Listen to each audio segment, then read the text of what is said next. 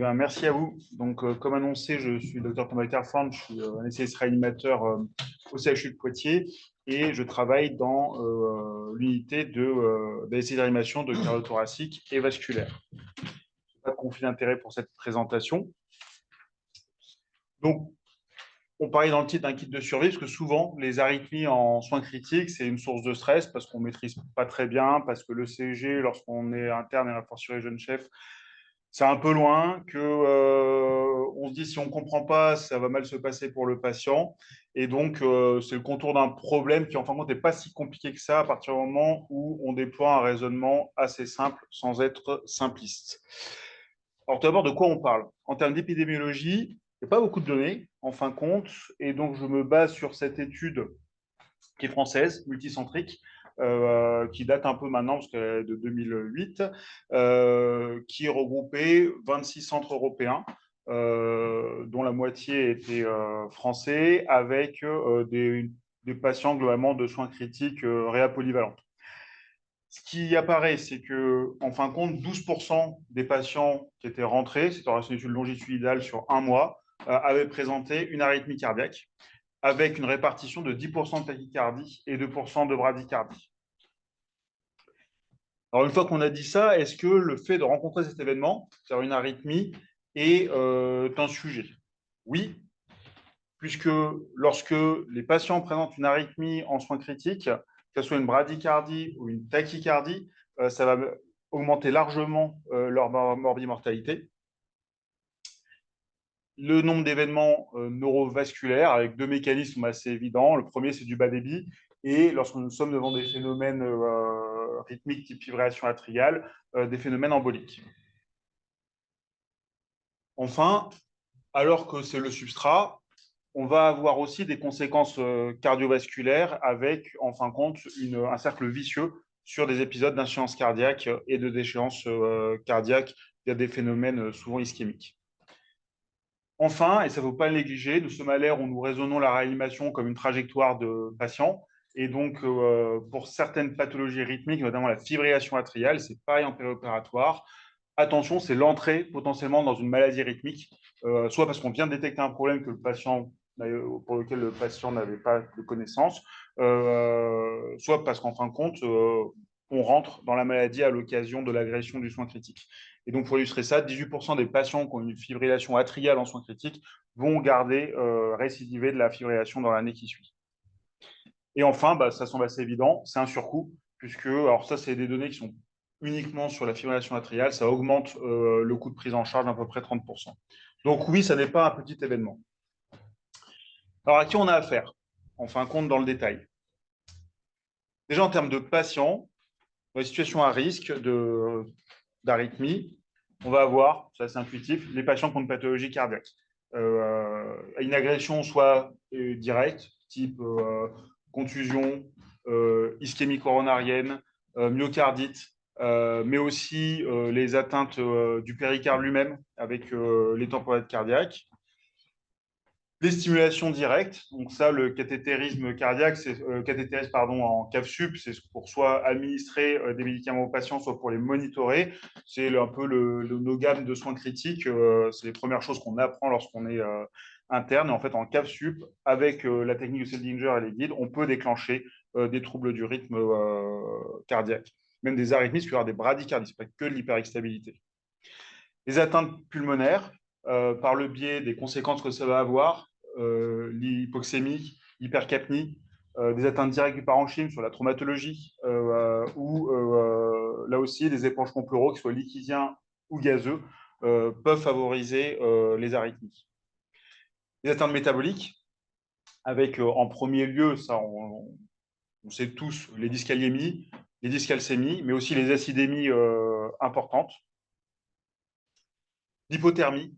L'hypothermie est pourvoyeuse d'arythmie cardiaque. Et d'ailleurs, lorsqu'on a un patient qui est admis pour ça, pour une hypothermie profonde, on évite dans de bonnes pratiques de ne pas techniquer en cave supérieure parce qu'on a un risque de déclencher ou d'aggraver les arythmies. La traumatologie, par le syndrome inflammatoire qui est déclenché, et le sepsis. Donc là-dessus, en gros, c'est les patients de soins critiques. Quelques études se sont attachées à rechercher des facteurs indépendants de survie d'arythmie. Bon, là aussi, on enfonce des portes ouvertes. C'est les plus graves qui font des arythmies, c'est ceux qui sont sous amine, c'est les patients qui ont une acidémie, plutôt d'origine métabolique. Donc là aussi, ça ne nous éclaire pas beaucoup. C'est à peu près tous nos patients de soins critiques, pardon, à peu près. Quand on regarde la répartition des types d'arythmies dans les tachycardies, donc basées sur 3 études, là aussi, la littérature ne sont pas si fournies que ça. En fin de compte, les 2 entités que vous êtes amenés le plus à rencontrer en soins critiques en termes de troubles de tachycardie, ça va être la fibrillation atriale, et de loin, c'est la principale que vous allez voir, et la tachycardie ventriculaire. Et après, à la marge, un peu de flutter, de torsade de pointe, un peu de tachycardie jonctionnelle, ou la fibrillation ventriculaire, en fin de compte, pas très compliqué, parce qu'on retombe dans la case arrêt circulatoire, et ça, tout le monde sait faire. Concernant les bradycardies, là aussi, 2 entités qui sont les plus représentées statistiquement. La pause sinusale, avec comme substrat déclencheur un contexte plutôt vagal, et en premier lieu les aspirations trachéales. C'est quasiment le geste le plus pourvoyeur en fait, de brady sinusale ou de pause sinusale. Attention, mention spéciale pour les blessés médulaires hauts, qui sont des patients qui sont très à risque de ce type d'événement. Alors, physiopathologiquement, c'est assez varié, mais on retombe à peu près sur nos pattes assez facilement. Circuit conductif du cœur, on parle d'une sinusale, d'une conduction atriale qui ramène la dépolarisation de l'oreillette vers le nœud atrioventriculaire, puis une dépolarisation des ventricules via le faisceau de His. On va répartir les tachycardies, qui vont être maintenant l'objet du topo, les bradycardies étant à la marge, en tachycardie atriale, les tachycardies jonctionnelles et les tachycardies ventriculaires. Concernant les tachycardies atriales, on est dans une situation où la fréquence auriculaire est supérieure à la fréquence auriculaire, puisqu'il y a le filtre du nœud atrioventriculaire qui va faire que l'ensemble des dépolarisations, qu'elles soient ectopiques ou physiologiques, issues des oreillettes, ne va pas dépolariser à tous les coups le ventricule, et heureusement. Avec 3, en fin de compte, entités, la fibrillation atriale, le flotteur atrial et la tachycardie atriale. En termes de substrat physiopathologique, les choses sur lesquelles vous n'aurez pas la main en soins critiques, parce que c'est l'histoire du malade, il y a une part de génétique, une part liée à l'âge, au genre, à l'ethnie, les facteurs acquis, mais de manière chronique, l'absence d'activité physique, l'obésité, l'hypertension, le syndrome d'apnée du sommeil, le diabète, et le phénomène aigu, qui est la défaillance cardiaque ou l'ischémie myocardique. Tous ces éléments vont concourir, en fin de compte, à déstructurer l'oreillette avec la genèse de fibrose, qui va favoriser les réentrées et les fouilles ectopiques, et c'est à peu près la même chose sur les ventricules. L'infiltrat de cellules inflammatoires, et le syndrome inflammatoire soit localisé, soit systémique.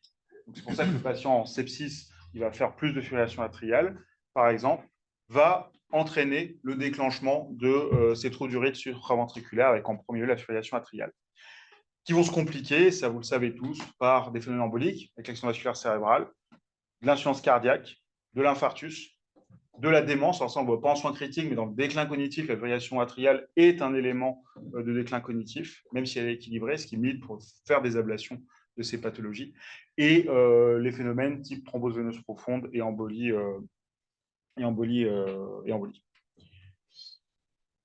Quand on regarde la différence entre une fibrillation atriale et un flotteur, dans la fibrillation atriale, il y a de multiples foyers ectopiques qui vont entraîner, en fin de compte, une activité désordonnée des oreillettes.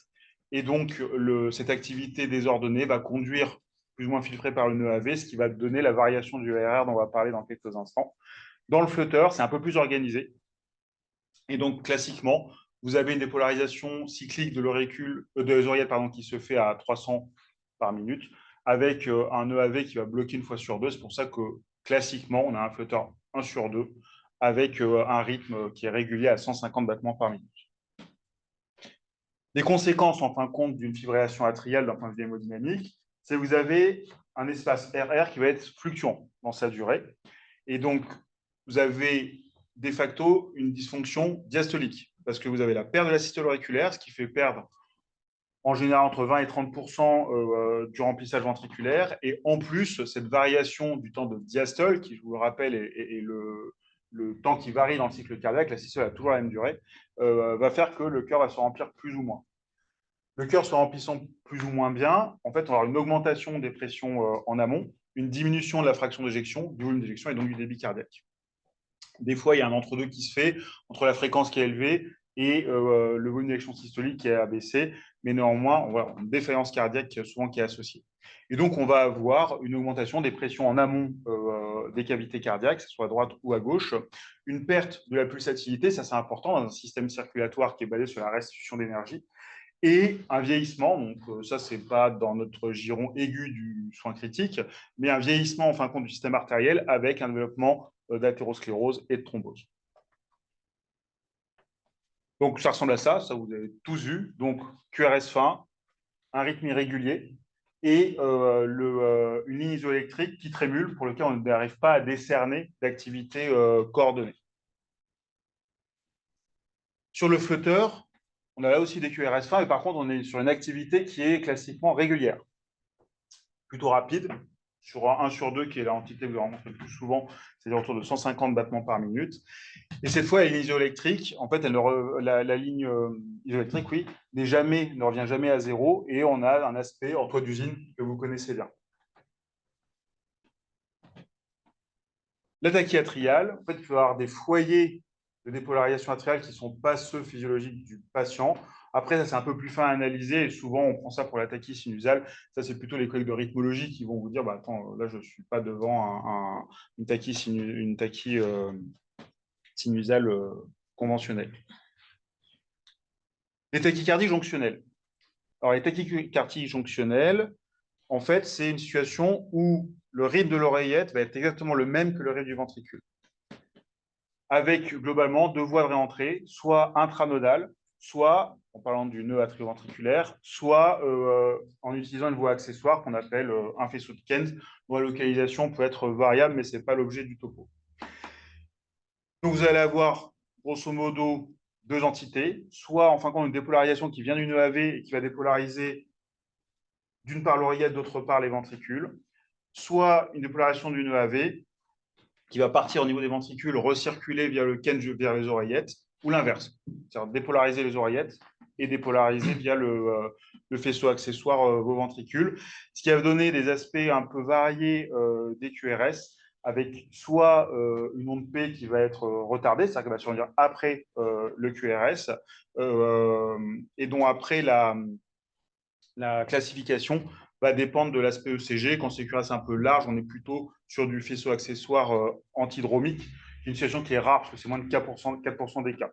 La situation la plus fréquente sur une tachycardie jonctionnelle, c'est avec un faisceau accessoire et plutôt orthodromique.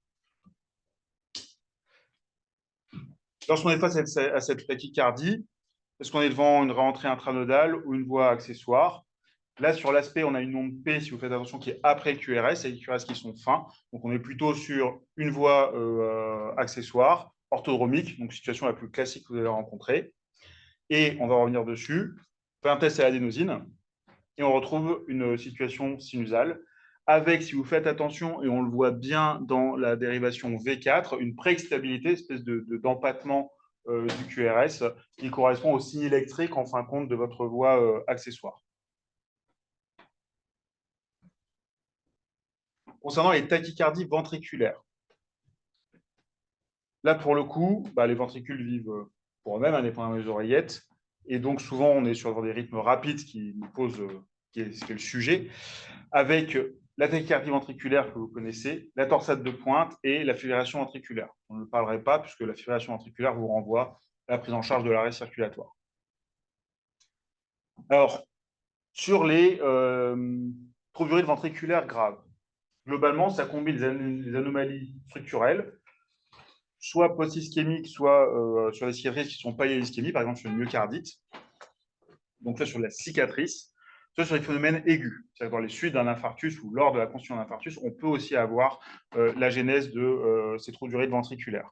Pourquoi? Ce qu'il faut retenir, c'est qu'on va avoir deux phénomènes des phénomènes de réentrée, c'est-à-dire qu'en fait, vous allez avoir dans la conduction du flux de dépolarisation, vous allez avoir des freins à cette dépolarisation. Donc, le circuit électrique va essayer de trouver des chemins, d'autres chemins, et donc ça va concourir, ça avec des phénomènes d'hyperexstabilité, ça va concourir à générer une activité désordonnée ou rythmique de votre ventricule. Soit vous avez des cœurs strictement normaux, en tout cas d'un point de vue structurel, dans ce cas, on est devant de la TV idiopathique, ou on a des syndromes congénitaux pro-arythmiques qui sont plus ou moins rares, mais pour certaines pathologies, c'est jusqu'à 1% de la population quand même, avec les brugada, les dysplasies rythmogènes du cœur droit, les syndromes de QT long et QT court.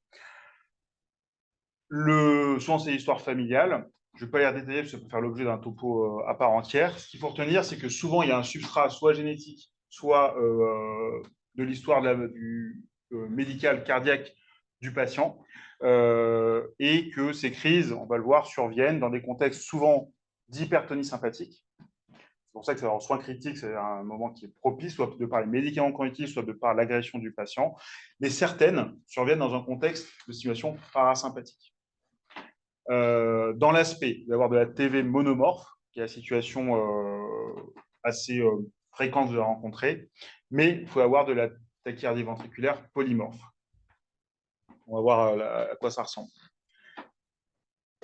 Donc, si on résume par cet autre schéma, j'ai mon substrat, soit ma maladie génétique avec mes canalopathies, soit mes cicatrices d'une agression du myocarde, un environnement propice avec une déséquilibre en fait sympathique parasympathique, plutôt dans des contextes d'hypertonie sympathique, mais ça peut arriver dans un contexte parasympathique, et un trigger, en fait, qui est ce pourquoi le patient arrive en réanimation, d'ischémie, de défaillance cardiaque, d'inflammation, que ce soit l'origine, de déséquilibre électrolytique ou des médicaments que vous utilisez à visée thérapeutique pour le patient.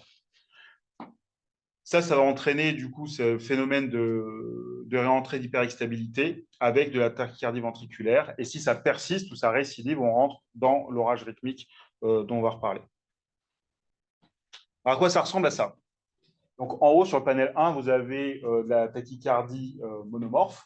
Donc, les QRS sont larges, ça fait plus de 100 par minute, et c'est régulier.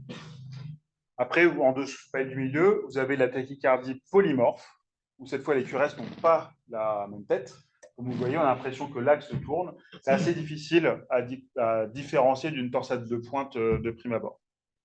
Et les tachycardies bidirectionnelles, où en fin de compte, vous avez une dépolarisation qui vient d'un côté puis de l'autre de manière alternée. Ça, c'est quelques situations particulières, comme les intoxo-digitaliques, les hypocalémies, par exemple. Il y a quelques signes pathognomoniques qui nous permettent d'en sortir sur les tachycardies ventriculaires et sur l'électrocardiogramme. Vous avez soit la dissociation oreillette-ventricule, c'est-à-dire que vous voyez un rythme régulier de ventricules qui sont larges, et de temps en temps, une dépolarisation auriculaire qui apparaît, qui n'est absolument pas couplée, c'est-à-dire qu'on n'est pas sinusal, c'est-à-dire que chaque onde P n'est pas suivi d'un QRS et chaque QRS n'est pas précédé d'une onde P. Et ce qui sont des signes électriques qui sont classiques et qui vous font le diagnostic de TV, c'est les phénomènes de capture, c'est-à-dire au milieu de vos QRS larges, de temps en temps un QRS qui est une tête normale. C'est ce qu'on appelle la capture. Pourquoi? C'est qu'en fait, le rythme physiologique arrive à intercaler des polarisations qui suivent nœud sinusal, oreillette, nœud AV, ventricule. Et donc ça c'est obligatoire que vos QRS qui sont larges sont une tachycardie ventriculaire. Un peu plus sioux, les fusions. Les fusions, en fait, c'est lorsque un QRS physiologique vient se combiner exactement avec un QRS pathologique. Et donc, vous retrouvez un QRS qui est un peu moins large que ceux de votre tachycardie et qui n'a pas la même tête, souvent en termes d'amplitude. Ça peut être difficile de le voir, on peut passer à côté facilement, alors que la capture, vous allez voir sur un électrocardiogramme de dérivation, on le voit facilement. Donc, vous voyez, ça, c'est un électrocardiogramme du service, et on voit une belle capture au niveau des différentes dérivations, mais si vous regardez à 5 complexes de D2, hop, vous avez un QRS qui est normal. Quand vous avez ça, c'est sûr que vos QRS larges, vous êtes face à une tachycardie ventriculaire, qui là est monomorphe, ils sont tous la même tête. Autre illustration de la dissociation atrioventriculaire, où là, vous avez des QRS larges et des ondes P qui sont complètement détachées de l'activité, enfin plutôt l'inverse, des QRS qui sont totalement détachés de l'activité auriculaire. La torsade de pointe. Alors, vous voyez, assez compliqué la torsade de pointe de faire la différence entre ça et une TV polymorphe. Classiquement, la torsade de pointe, c'est irrégulier. Mais quand c'est rapide, au défi de dire ce qui est irrégulier, pas irrégulier. Et souvent, ce qui fait la différence, c'est que c'est dans un contexte de QT long. Donc, quand vous avez dans vos complexes normaux un QT qui est très élevé, là, on est plutôt dans un contexte favorable à la torsade de pointe. Mais après, on va voir ce qui fait les diagnostics aux torsades de pointe. Vous voyez pourquoi torsade de pointe, parce qu'en fait, il y a une rotation de l'axe de dépolarisation qui n'est pas du tout le même à chaque complexe. Alors, la démarche diagnostique, maintenant qu'on a vu un peu à qui on avait affaire. Alors, elle est assez pragmatique. Ça veut dire les problèmes de troubles du rythme en soins critiques, c'est avant tout, comme souvent dans notre métier, une affaire de pragmatique.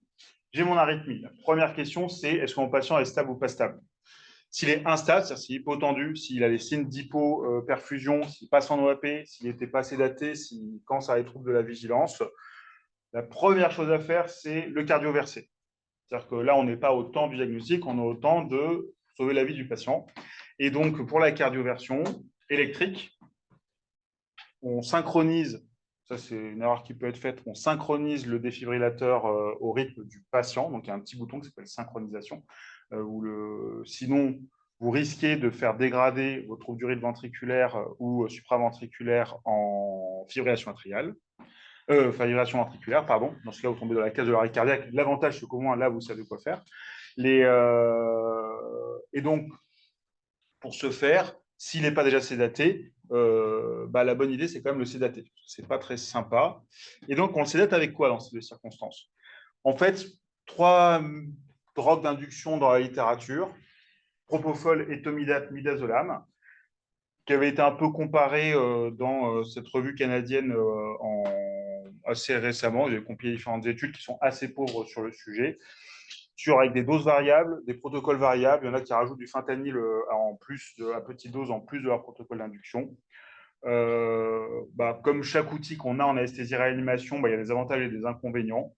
À titre personnel, je fais plutôt du propofol et à 1 mg kilo pour les cardioversions électriques, soit urgentes, soit prévues avec nos collègues d'USIC. L'étomidate, le problème, c'est que vous allez avoir plus de crise myoclonique avec l'étomidate. Et ça peut polluer votre diagnostic. Vous avez cassé la crise du patient, il y a des mouvements anormaux, votre électrocardiogramme ne peut rien en faire, votre corps ne peut rien en faire parce que ça va être parasité par les mouvements du patient. C'est pour ça que je le réserve à des cas vraiment très précis. Dans les autres médicaments, la kétamine, pas trop de place dans la littérature. En plus, c'est pas très logique, c'est une activation sympathique, donc on a envie de casser un événement qui survient plutôt dans des contextes sympathiques. Donc, pas trop de données, en tout cas seul. Ça a été décrit en association, mais moi, personnellement, je ne vous le conseillerais pas spécialement. Et le midazolam, la variabilité interindividuelle est trop importante. Là aussi, je l'utilise à titre personnel, jamais, mais sachez que c'est décrit. Si jamais, après 3 tentatives de cardioversion, ça ne marche pas, l'amiodarone intraveineuse, donc ça vous connaissez, 300 mg IVL, puis après un relais à 900 mg par 24 heures, et vous répétez les chocs jusqu'à casser la crise. Si ça ne marche pas, on va le voir vers la fin du topo, on tombe dans la gestion de l'orage rythmique. Si votre arythmie, votre patient est stable, dans ces cas-là, on branche son cerveau de docteur et on fait un diagnostic. Donc, ça veut dire quoi? Ça veut dire que votre meilleur ami, c'est l'électrocardiogramme 12 dérivations. Et donc, il ne faut pas être, pour le coup, sous-cortical en disant « Ah, il y a un trou du rythme, je choque » ou « Je balance de la cordarone », c'est « Je fais d'abord un électrocardiogramme pour faire un diagnostic ». Donc, première question, c'est comment sont les QRS? Ils sont larges ou ils sont fins? Si je suis face à les QRS fins, est-ce qu'ils sont réguliers? Est-ce qu'ils sont irréguliers? Sachant que quand le rythme est rapide, je ne vous cache pas que des fois, ce n'est pas si évident que ça. S'ils sont réguliers, vous avez une onde P, on est devant la tachycardie sinusale. Pas compliqué. Si vous n'avez pas d'onde P, dans ces cas-là, il faut recourir à un test diagnostique qui est le test à l'adénosine qui va freiner, en fin de compte, fortement, qui en fait va activer le frein lyoneux AV. Pourquoi? Parce qu'en fin de compte, si vous êtes face à une tachycardie jonctionnelle, ça va casser la crise. Donc là, vous avez votre diagnostic, vous avez cassé la crise avec votre adénosine. Sinon, ça va vous permettre d'analyser votre ligne isoélectrique pour voir à quoi vous avez affaire, c'est devant du flotteur atrial ou la fibrillation atriale. Attention néanmoins, l'adénosine, ce qui est écrit dans les bouquins de cardiologie et dans les référentiels de bouquins, enfin les bouquins ou les sites maintenant de pharmacie, c'est faire 6 mg une demi-ampoule ou une ampoule entière qui fait 12 mg en IVD et les répéter 2 à 3 fois. Dans le cas d'un patient qui est en soins critiques, attention, il faut avoir des vraies grosses pauses. Donc, vous passez du trouble du rythme à la bradie extrême. Donc, à manier avec précaution. Et l'autre chose, c'est que vous pouvez provoquer chez les patients asthmatiques une bronchoconstriction intense. Et donc, voilà, je ne dis pas qu'il ne faut pas avoir peur de le faire, mais comme tous les outils qu'on a à disposition, il faut en connaître les limites et les indications. Donc, quand le cas survient chez moi, on fait 6 mg et on réitère en fonction de la réponse clinique du patient. Si le rythme est irrégulier, donc QRS fin, rythme irrégulier, vous avez des ondes P, on est devant des foyers ectopiques atriales qui ne conduisent pas tout le temps. De temps en temps, ils vont conduire, de temps en temps, non. S'il n'y a pas d'ondes P, dans ces cas-là, on est quand même très probablement devant la fibrillation atriale. QRS large, là aussi la question, régulier ou irrégulier. S'ils sont réguliers, vous avez sur votre électrocardiogramme des captures et des fusions. Je suis devant la TV, j'ai mon diagnostic. Si la TV est incertaine, faites de l'adénosine. Soit ça se réduit, c'est la TJ avec un bloc de branche, ça c'est possible, qui faisait que vous aviez des QRS un peu larges. Soit ça n'a aucun effet, dans ce cas c'est sûr, puisque votre TV, elle naît après le nœud atrioventriculaire. Donc si c'est une origine ventriculaire, l'adénosine, elle ne va rien faire du tout. Dans ce cas, vous avez votre diagnostic, c'est la TV. Soit ça va ralentir là aussi via le nœud AV votre rythme, et dans ce cas, vous pouvez analyser la ligne isoélectrique, vous pouvez déterminer si vous avez affaire à la fibrillation atriale avec des QRS larges, qui est un bloc de branche connu ou fonctionnel, ou du flotteur avec la même configuration. Si c'est irrégulier, là aussi c'est un peu plus délicat. Ça peut être de l'AFA avec un bloc de branche, soit ça peut être de la TV polymorphe, ou de la torsade de pointe. Et c'est dans ces cas-là, ça vaut le coup, c'est écrit tel quel, de faire 2 grammes de MGSE4 sur 10 minutes pour voir si vous arrivez à casser la crise. Les thérapeutiques. C'est tout ça, on a déroulé, identifié la pathologie rythmique. En fait, il va falloir jongler entre c'est quoi le risque électrique du patient, c'est-à-dire où est-ce qu'il en est, c'est quoi l'hémodynamique, c'est ça qui va le tuer, et qu'est-ce que je vais dérouler pour traiter la crise rythmique. Quand mon patient a faible risque, c'est-à-dire j'ai une hémodynamique qui est stable et il n'a aucun traitement antiarythmique qui avait été introduit, dans ces cas-là, selon son état, et discuter. Ça, c'était un point du JAC l'an dernier. Soit du propranolol péros, donc classe bêta-bloquant, soit de l'amiodarone IV, avec plus ou moins une dose de charge péros. Et on met des benzodiazépines. L'idée n'est pas d'endormir, mais c'est la version soft du côté sédation du malade, de manière à gérer, parce qu'il y a un cercle vicieux que vous allez pouvoir casser par l'anxiolyse. Si ça récidive, ou si il y a des patients à haut risque, c'est-à-dire qu'il est déjà avec une hémodynamique instable, ou pour lequel il y a un échec de traitement antiarythmique de première intention ou qui récidive, dans ces cas-là, on passe sur les bêta-bloquants IV, 2 molécules à avoir en tête, l'esmolol, le landiolol. Pour l'instant, le niveau de preuve, il est essentiellement sur la fibrillation atriale. Et même si on précise, il est essentiellement sur la fibrillation atriale en post-opératoire chirurgie cardiaque. Donc, réapolie, probablement que c'est utile, mais il n'y a pas d'études qui permettent de le sous-tendre de manière très forte. La lidocaïne intraveineuse et la dexméthomidine, qui à la fois va un peu sédater votre patient et à la fois a des effets qui, par le biais d'activation parasympathique, vous permettent de ralentir votre crise, enfin, casser en fait la crise par le biais du tonus sympathique. Si malgré ça, ça récidive, là, vous rentrez dans les thérapeutiques de sauvetage. Donc, vous pouvez faire de la procaïnamide intraveineuse. Alors, c'est un médicament, c'est la procaïne, qui a été combiné avec un complexe amide et qui a été étudié depuis une dizaine d'années, mais qui n'a pas fait le fruit de grandes études. Il y en a une en 2017, et c'est tout ce que j'ai pu trouver, qui comparait la cordarone sur les trous du rythme supraventriculaire et qui montrait que c'était supérieure à la cordarone. Mais attention, monocentrique, quand même assez peu de patients. Et voilà, validité externe à discuter. Mais en tout cas, ça apparaît dans cette revue du JAC. L'ASI générale, on sédate le patient pour casser la crise par le biais du contrôle du tonus sympathique et discuter l'ablation en urgence. Le premier point, je vais revenir dessus tout de suite, c'est le bloc du ganglion stellaire. On a essayé ce réanimateur, la LR, c'est un outil que nous avons à notre disposition et que nous maîtrisons. Le ganglion stellaire, c'est quelque chose qu'on va bloquer dans plein de situations, potentiellement. C'est une indication en psychiatrie, parce que c'est un traitement du syndrome post-traumatique, par exemple. Le but, c'est contrôler, en fin de compte, l'activation sympathique. Deux abords. Alors, un que j'ai jamais fait, c'est illustré comme ça, c'est paratrachéal direct sans écho pour essayer de le choper. Il se situe au niveau de C6, C7. Et celui qu'on fait dans le service, c'est celui latéral par voie échographique, où on se situe, on repère la tuberosité de C7, on remonte légèrement pour retrouver l'apophyse latérale de C6 qui est assez reconnaissable avec ces deux bosses.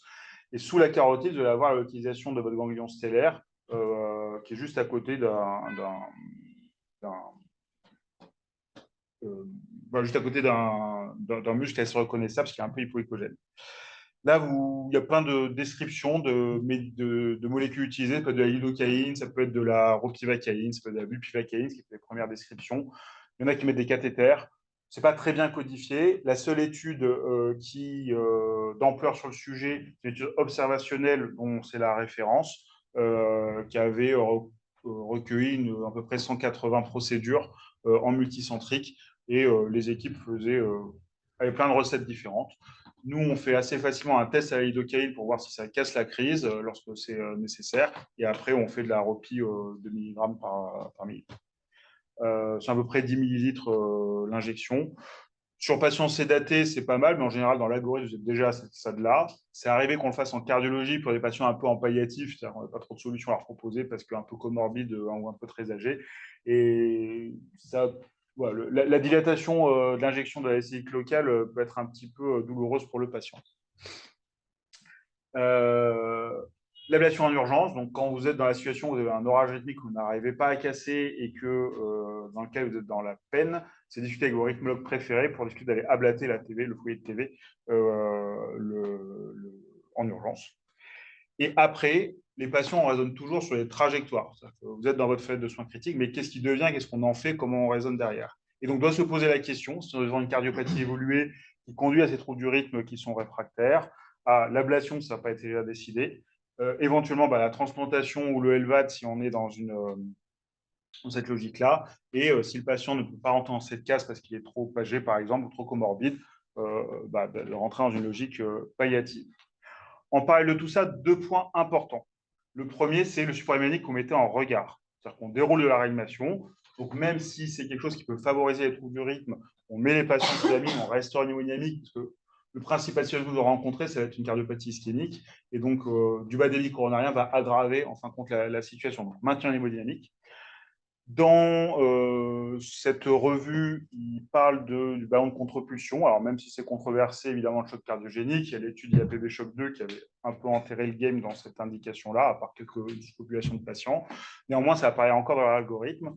Il ne parle pas d'MPLA du tout. Et évidemment, le grade au-dessus, c'est l'ECMO-VA. Mais tout ça est symptomatique. Le but est d'assurer l'hémodynamique du patient le temps de traiter le problème. Et traiter le problème, c'est le trou du rythme. Et ça, je l'ai remis, on traite la cause. Si c'est sur une cardiopathie ischémique ou si on n'a pas d'étiologie claire, il faut discuter avec les coronarographies, aller regarder les coroners du patient, parce que par argument de fréquence, on va être sur une pathologie ischémique. Donc, en synthèse de tout ce que je vous ai expliqué, les entités que vous avez rencontrées, ça va être la fibrillation atriale, la TV la plupart du temps, avec en 1 la fibrillation atriale.